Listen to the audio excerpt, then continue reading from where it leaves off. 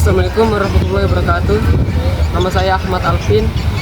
Saya dari kelas 12B Manajemen Perkantoran dan Layanan Bisnis. Di sini saya akan menjelaskan tentang definisi tipe-tipe karyawan.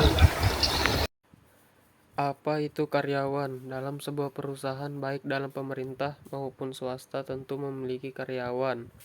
Menurut Kamus Besar Bahasa Indonesia KKBI, karyawan adalah seseorang yang bekerja pada suatu lembaga tertentu seperti kantor atau perusahaan dengan tujuan mendapatkan gaji. Karyawan dapat juga disebut sebagai pegawai atau pekerja.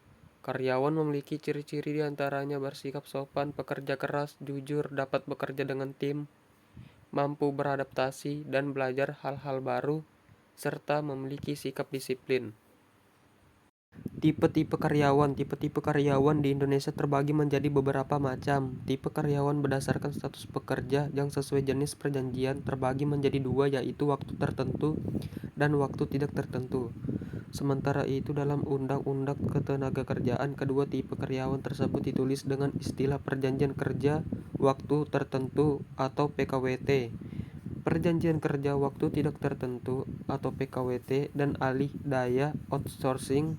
Berikut penjelasan dari beberapa tipe karyawan yang telah disebutkan.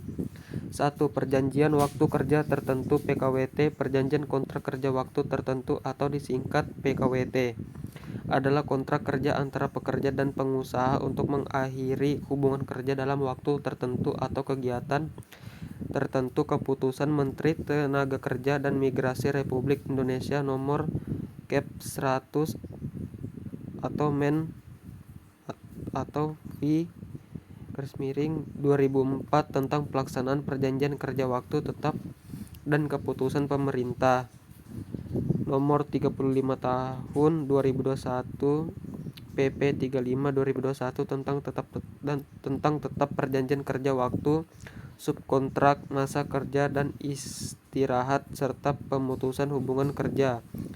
Ketentuan turunan Undang-Undang Cipta Kerja Nomor 11 Tahun 2020. Pengertian PKWT adalah perjanjian kerja antara pekerja atau karyawan dengan pemberi kerja untuk mengadakan hubungan kerja pada waktu tertentu, periode waktu, atau untuk aktivitas tertentu. Perjanjian kerja waktu tertentu atau PKWT terbagi menjadi beberapa jenis berdasarkan undang-undang sebagai berikut. A. PKWT untuk pekerjaan musiman. Pekerjaan musiman adalah pekerjaan yang bergantung pada musim atau cuaca. Hal ini memungkinkan pengenalan PKWT pada waktu-waktu tertentu dalam setahun. Dalam pelaksanaannya, pekerjaan musiman PKWT berfungsi memenuhi pemerintah atau tujuan tertentu. B. PKWT untuk pekerjaan produk baru. PKWT adalah kontrak kerja waktu tertentu yang dapat dikaitkan dengan produk baru, misalnya PKWT yang dibuat untuk karyawan atau karyawan terkait produk tambahan yang masih dalam masa uji coba atau trial. Masa percobaan produk baru ini maksimal 2 tahun dan perusahaan dapat diperpanjangnya sekali selama 1 tahun. C. PKWT untuk pekerjaan sementara. PKWT untuk pekerjaan satu kali atau sementara adalah PKWT berdasarkan pelaksanaan pekerjaan tertentu. Dalam hal ini paling lama adalah 3 tahun, namun PKWT ini dapat melanggar hukum jika pekerjaan dapat dilakukan lebih dari yang disepakati. Jika pekerjaan masih belum selesai, PKWT dapat diperpanjang. C. PKWT untuk pekerjaan harian lepas.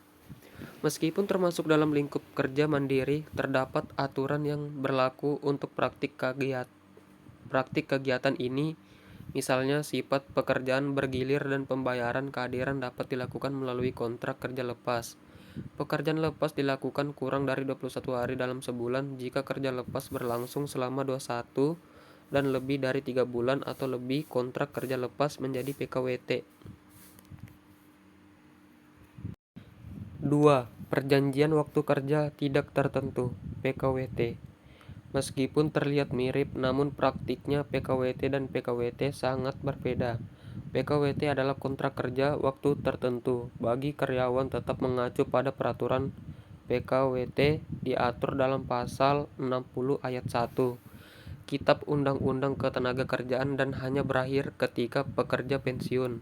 meninggal dunia, atau mengirimkan surat pemutusan hubungan kerja. 3. Alih daya outsourcing. Karyawan outsourcing adalah karyawan yang berasal dari luar perusahaan atau dari pihak ketiga untuk melakukan pekerjaan tertentu atau pekerjaan tertentu di perusahaan lain.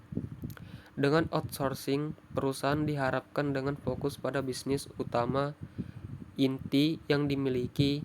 Hal ini dapat dilakukan dengan memperbarui strategi dan menata ulang sumber daya. Terima kasih sudah menonton video tersebut. Saya akhiri. Wassalamualaikum warahmatullahi wabarakatuh.